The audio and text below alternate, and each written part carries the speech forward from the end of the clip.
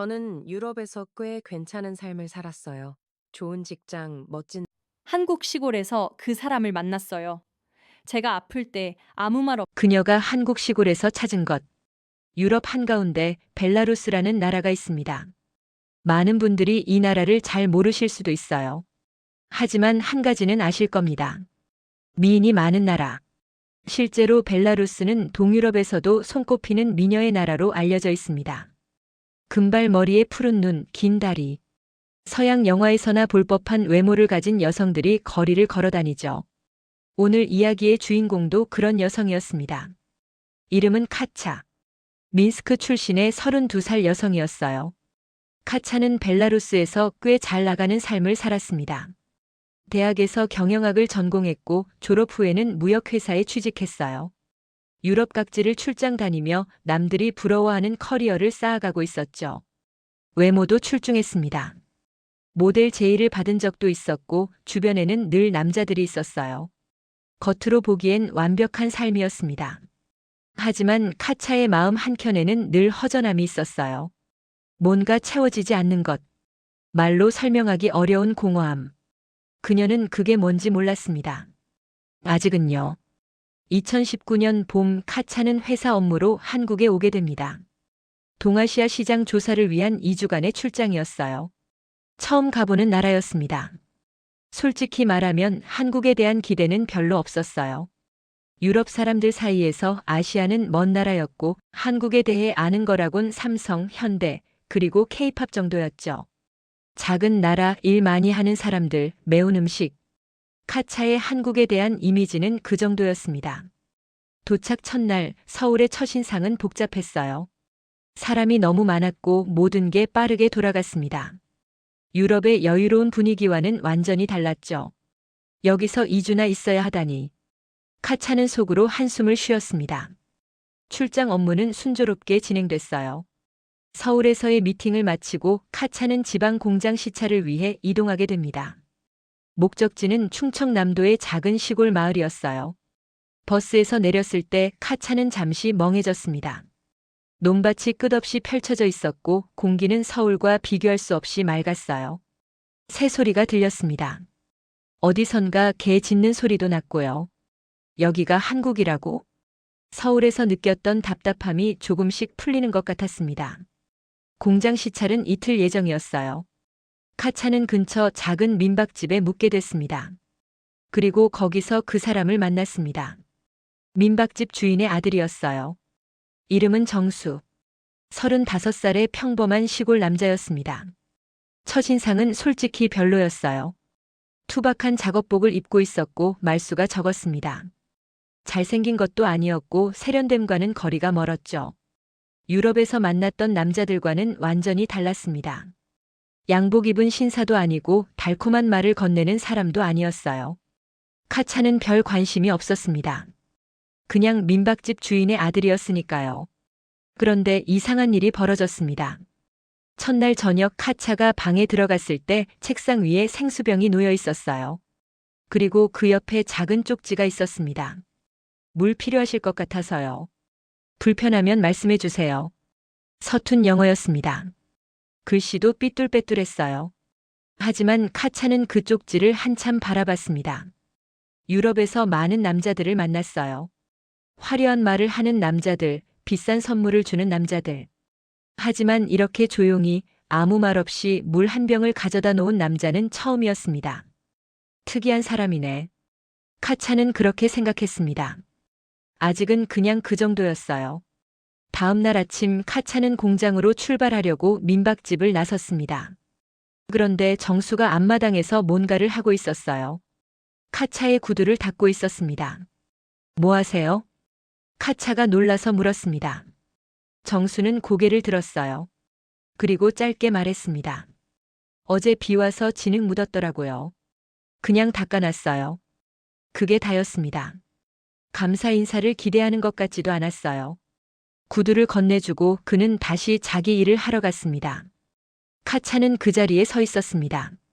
요즘은 보기 힘든 모습입니다. 아무 대가 없이 남의 신발을 닦아주는 사람. 유럽에서 이런 일은 상상도 할 수 없었어요. 자기 신발도 안 닦는 남자들이 태반인데. 카차는 처음으로 정수를 다시 쳐다봤습니다. 투박한 등이 보였어요. 저 사람 뭔가 다르다. 그때 처음 그런 생각이 들었습니다. 공장 시차를 마치고 민박집에 돌아온 저녁이었어요. 카차는 컨디션이 좋지 않았습니다. 아무래도 긴 출장에 피로가 쌓인 것 같았어요. 저녁을 먹으려고 내려갔는데 몸이 으슬으슬했습니다. 열이 있는 것 같았어요. 민박집 어머니가 카차의 얼굴을 보더니 걱정스러운 표정을 지었습니다.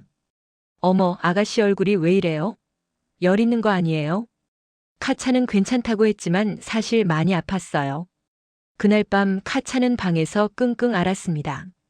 해열제도 없었고 낯선 나라에서 아프니까 더 서럽더라고요. 그때 문 두드리는 소리가 났습니다. 문을 열었더니 정수가 서 있었어요.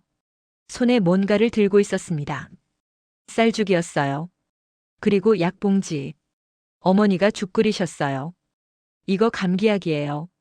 많이 아프면 병원 데려다 줄게요. 카차는 말이 안 나왔습니다. 외국인이고 돈 내고 묵는 손님일 뿐인데 밤늦게 죽을 끓여주고 약을 사다 주다니. 정수는 죽을 책상에 놓고 나가려다가 돌아섰어요. 창문 열어두면 안 돼요.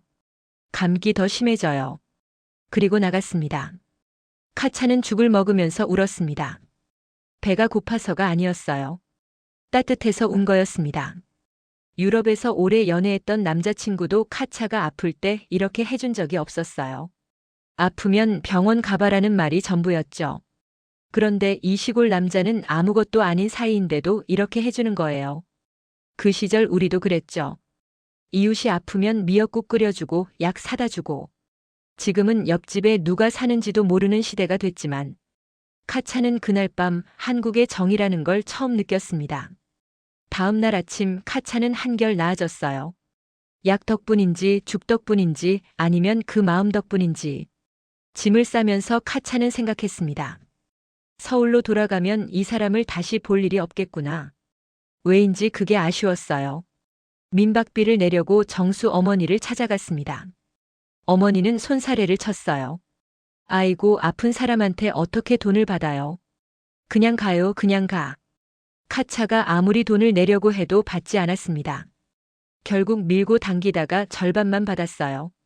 떠나기 전 정수에게 인사를 하러 갔습니다. 그는 밭에서 일하고 있었어요. 흙 묻은 손을 바지에 훔치며 카차를 쳐다봤습니다. 잘 가요. 몸조리 잘하고. 그게 다였습니다. 번호를 묻지도 않았고 다시 만나자는 말도 없었어요. 카차는 뭔가 허전했습니다. 저 연락처 교환할 수 있을까요? 카차가 먼저 물었습니다. 생전 처음 해보는 행동이었어요. 정수는 잠깐 멈칫했습니다. 그리고 수줍게 웃었어요. 전화 잘 못 봐요. 일하느라. 근데 카톡은 가끔 해요. 그렇게 번호를 교환했습니다. 카차는 서울로 돌아가는 버스 안에서 창밖을 봤어요. 논밭이 지나가고 작은 마을들이 스쳐갔습니다. 이상하게 마음이 따뜻했습니다. 서울에서의 출장 업무를 마무리하고 카차는 벨라루스로 돌아갔습니다. 그런데 이상한 일이 벌어졌어요. 한국에서의 기억이 자꾸 떠오르는 거예요. 서울의 화려한 거리가 아니었습니다. 시골의 논밭, 새소리, 그리고 정수의 모습. 투박한 손으로 구두를 닦아주던 모습. 아무 말 없이 죽을 가져다 주던 모습. 자꾸 생각났어요. 카차는 용기를 내서 먼저 메시지를 보냈습니다. 안녕하세요. 잘 지내요? 답장이 왔습니다. 하루가 지나서요. 네. 요즘 모내기 철이라 바빠요. 거기 날씨 어때요? 짧았습니다. 달콤한 말은 하나도 없었어요. 하지만 카차는 웃었습니다. 그렇게 연락이 시작됐어요. 자주는 아니었습니다. 일주일에 한두 번 정도. 정수는 여전히 말이 없었어요. 긴 문장을 쓰는 법이 없었습니다. 오늘 비 왔어요. 벼 많이 컸어요. 저녁에 삼겹살 먹었어요. 그런 이야기들. 유럽 남자들의 화려한 메시지와는 너무 달랐죠.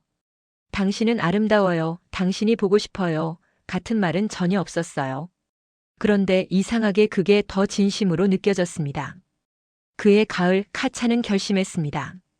다시 한국에 가기로요. 이번엔 출장이 아니었어요. 휴가를 내고 간 거였습니다. 정수에게 미리 말하지 않았어요. 놀라게 해주고 싶었거든요.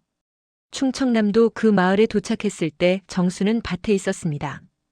예전과 똑같은 모습이었어요. 카차가 다가가자 정수가 고개를 들었습니다. 그리고 눈이 커졌어요. 왜 왔어요? 놀란 표정이었지만 입가에는 미소가 번졌습니다. 보고 싶어서요. 카차가 말했습니다. 정수는 뭐라고 해야 할지 모르는 것 같았어요. 얼굴이 빨개졌습니다. 점심 먹었어요? 어머니가 밥 차려주실 거예요. 그게 그의 대답이었습니다. 카차는 웃었어요. 이 사람은 정말 변하지 않는구나. 카차는 2주 동안 그 마을에 머물렀습니다. 특별한 일을 한 건 아니에요. 같이 밥 먹고 같이 걷고 같이 일몰을 봤습니다. 정수는 여전히 말이 없었어요. 하지만 행동으로 보여줬습니다.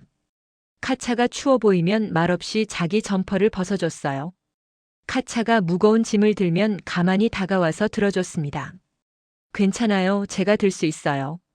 카차가 말해도 정수는 그냥 들고 걸었어요. 여자가 무거운 거 들면 안 돼요. 그 한마디였습니다. 요즘은 이런 말하면 구시대적이라고 할지도 모릅니다. 하지만 카차는 달랐어요. 그녀가 살아온 세상에서는 남자와 여자가 똑같이 짐을 들어야 했거든요. 평등이라는 이름으로. 물론 평등은 중요합니다. 하지만 카차는 문득 깨달았어요. 배려와 평등은 다른 거라는 걸. 정수는 카차를 약하게 보는 게 아니었어요. 그냥 편하게 해주고 싶었던 거예요. 그 차이를 카차는 느꼈습니다.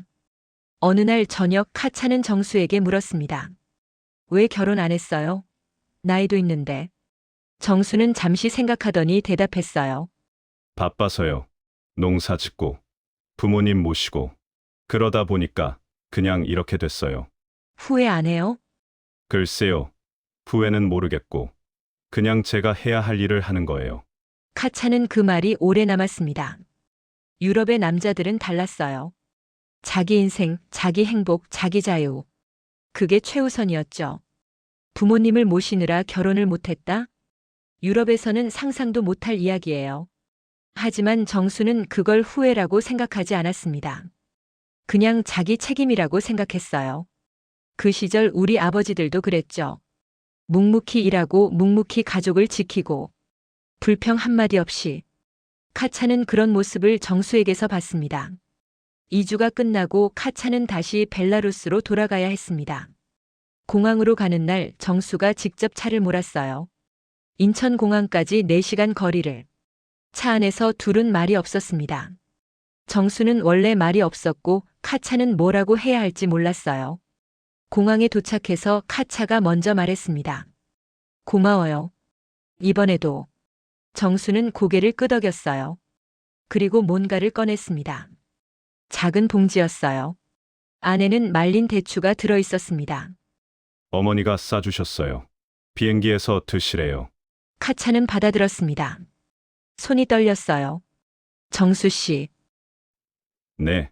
나 다시 올게요. 정수는 잠시 카차를 바라봤습니다.